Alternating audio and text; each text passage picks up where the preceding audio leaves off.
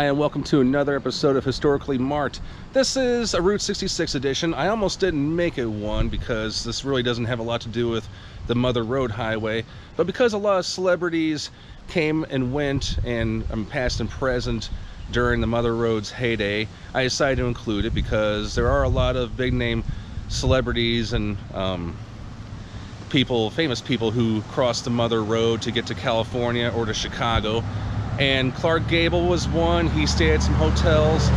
And Bette Davis is another one. And this marker is about Bette Davis when she stopped in Cuba, Missouri, of all places. So I'm going to go ahead and tell you the story, and I'll show you the mural on that. Here we go. So this is outside the newspaper for Cuba, Missouri, the Cuba Free Press, owned by Three Rivers Publishing Incorporated. And this is a mural that was painted by a guy I know named Ray Harvey. I mean, I don't really know him, but I've met him once. And I know him because he's done work for the St. Louis area as well. He's painted at least one of the STL 250 cakes.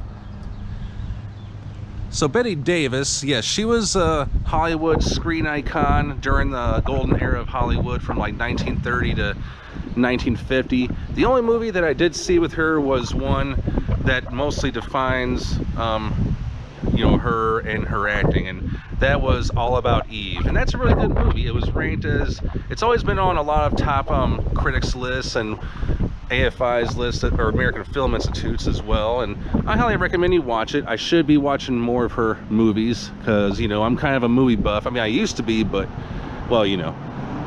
But yes, that is Bette Davis. And not only was she well known for her acting, it was her beauty, her glamour, and for her to visit Cuba, Missouri, of all places, that was a big deal. So here is the plaque.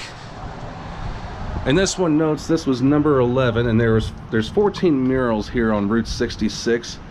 All right, Bette Davis, here we go. In November 1948, Academy Award actress Bette Davis and her husband arrived in a Packard station wagon at the Southern Hotel. Reporter Wilbur Vaughn asked for a photo. Well, I mean, I'm assuming it was just her and her husband. I mean, it's nothing like the way a lot of people ask celebrities for photos these days. Back then, people asked for autographs. Well, now with smartphones, you say, hey, can I get a selfie with you? But Davis refused. He snapped a photo anyway and was chased by Davis' irate husband. When Vaughn heard a thud behind him, he turned to find the husband flat on his face in the mud. Lacking a flash bulb to take another photo, he made good his escape, and the stolen photo appeared in the Cuba News and Review. This plaque was donated by People's Bank, and this mural on the plaque has been up since 2005, and it was also sponsored by Three Rivers Publishing.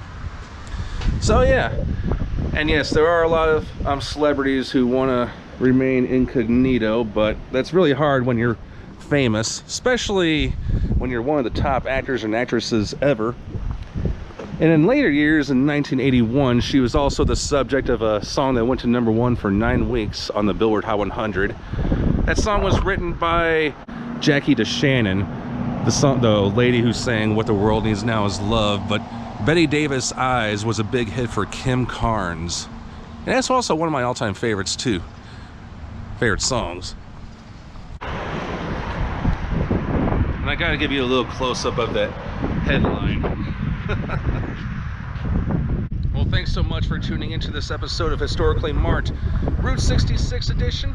And I am Jason in front of the Cuba Free Press building in Cuba, Missouri, signing off.